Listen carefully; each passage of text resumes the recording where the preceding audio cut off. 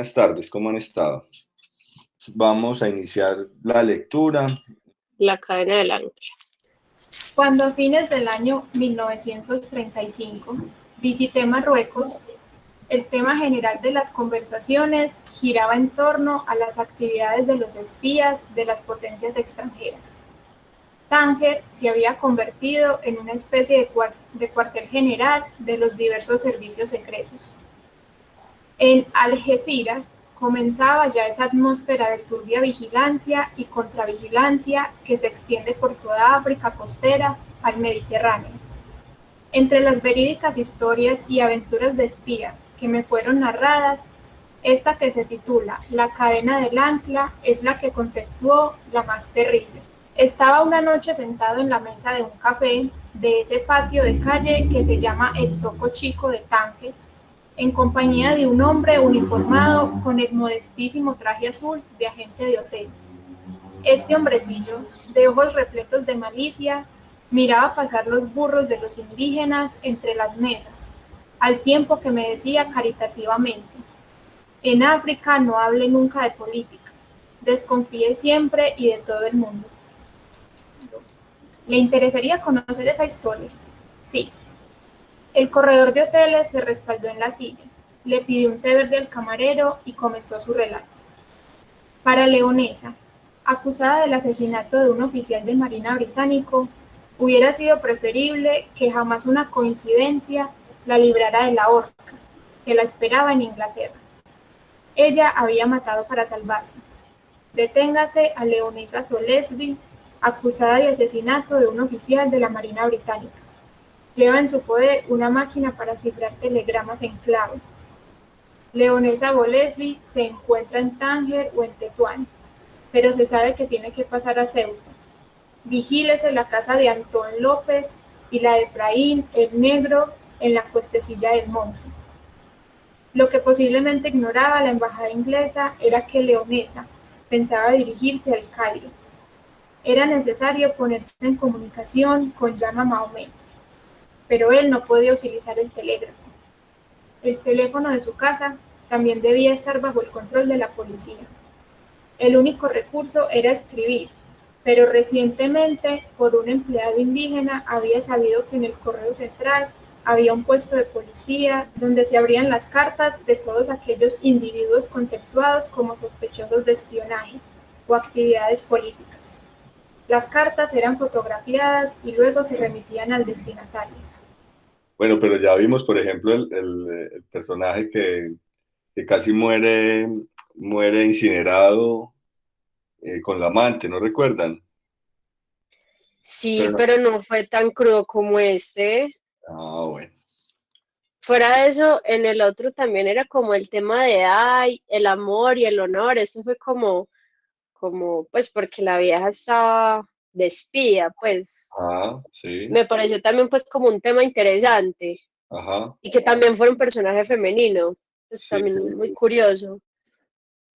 A mí me parece algo pues que estaba, sobre todo en esta lectura que hice acá con ustedes, que estaba pensando, yo no sé ustedes qué opinan, que a diferencia de otros cuentos, digamos, con temáticas similares o por lo menos con un contexto similar, aquí no se detiene tanto como digamos, en descripciones del espacio, inclusive en descripciones de la cultura o en las mismas descripciones de los personajes. Es una narración mucho más efectiva en ese sentido, ¿no creen? Sí, más hacia la acción. Más hacia la acción, exacto. Eso por un lado. Y por otro lado, el tema, pues como de esas conspiraciones políticas está muy en primer plano. En algunos también aparecen, pero no de una manera como tan visible. Yo creo que como bien dice Valentina, hay otros temas que, digamos, de los que el tema de la conspiración política hace parte, pero no es el tema central. Aquí yo creo que sí tiene mucha centralidad ese tema. No sé a ustedes qué les pareció. Aparte pues de lo contundente y de lo miedoso de esa muerte. Sí, yo estoy de acuerdo con ustedes en que aquí la acción toma un papel, digamos, fundamental y digamos que la descripción sí se ve muy poco. y tenaz, estoy de acuerdo, tenaz esa escena, pero yo creo que para ese tipo de escenas está hecho dar, ¿no? Pues como que él sabe implicarle esa tensión y esa crudeza a esas escenas, ¿no? Pero yo no sé, a ver, vos qué opinas, Mateo. Vos que conoces las novelas. En las novelas ese tipo de situaciones como tan grotescas, tan violentas, por lo general se quedan como en una especie como de potencia, ¿cierto? Como que por lo general esas imágenes están más en la cabeza de los personajes, y que no terminan por realizarse. Respecto a lo que decís del personaje, pero en últimas él sí termina escribiendo cosas muy crudas, pues. Era el mismo Ar que estaba contando ese suceso que a él le habían contado. Sí, ahora, o sea, hay todo un trabajo con la ficción, hay una construcción y nunca en ningún momento, inclusive no aparece como una especie como de figuración autoral ahí, o sea, él nunca dice, a mí Roberto Ar me contaron esta historia, ¿sí? Más allá de que él haya estado en Marruecos y que haya pasado pues por esta época, una temporada en Marruecos, en fin. Lo que me llama la atención es como el registro, que parece el mismo registro de las crónicas. Entonces da la sensación que es el mismo Ar que está recibiendo esta historia, como unas obras que le permitían a él construir sus cuentos y sus novelas, ¿no? Además de que acá, por ejemplo, no gira tanto como en torno a esa mitología o la mística, pues como de algunos de los otros relatos que hemos leído.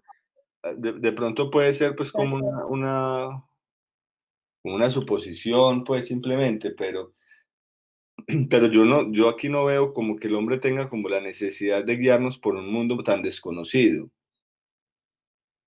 Aparte, pues creo que es como una narración muy cinematográfica, inclusive muy como de Sí, las películas de la Guerra Fría, ¿no? Como sobre la Guerra Fría, ajá, el mundo de los espías. Entonces, como que eso tal vez está en el aire, ¿sí? Entonces, él no tiene como esa exigencia, que es una autoexigencia en últimas, como como tan pedagógica, ¿sí? Como de irnos llevando ajá. que tal vez nosotros occidentales no conocemos, ¿sí? Entonces, Sí, acá es más como si fuera una locación fortuita, pues, o podría que ser. se da es por el tema político, pues, pero no juega tanto como en otros que, pues, la, la cultura o las creencias que él nos quiere mostrar son el hilo conductor del cuento. Sí, y lo mencionaba ahora Mateo, aquí la acción tiene mucho peso y yo creo que esa tensión dramática está bien trabajada. Ustedes cuando lo estaban leyendo, se imaginaron que iba a tener un desarrollo cuando llegaran a tierra, que ella lograba escaparse pues como de este asunto, o se imaginaron que se iba a morir ahí. No, yo sí pensé que se iba a morir. ¿En serio? Yo ¿Está también. pensando? Sí. No, yo Sí, no porque pensé que, yo no ¿Cómo pensé, la meten ahí? no, y no como pensé todos que los se fue. cuentos terminan en eso. Sí, No, pues pero, No, un antes final todo feliz lo para él. contrario. no, Yo pero siempre, si ya sabíamos que pues que el tipo había transportado hachís, era como un tratante de blancas también, entonces, y pues era casi que un recorrido diario. No, pero igual yo sí he tenido la sensación de que, o sea, siempre ese tipo de cosas pasa algo malo. Es como, pues eso será ya algún recurso del cine o yo no sé, pero si es como, pues le salió bien todo el tiempo con las mujeres y con el hashish, pero justo con esto tiene que haber un problema, si no, pues entonces, no, No, no sé, yo siempre la vi muerta. son mujeres de poca fe, Mateo y yo somos más Apoyo fuertes. vale. No, yo sí pensé que iba a pasar algo y que iba a terminar en tragedia, porque claro, nos empiezan a contar la historia del ciego. Entonces, claro, no sabe, algo pasó, ¿cierto? Pero no que iba a morir en el trayecto. incluso cuando todo se puso tan tenso, yo dije, esa pelada igual se va a salvar.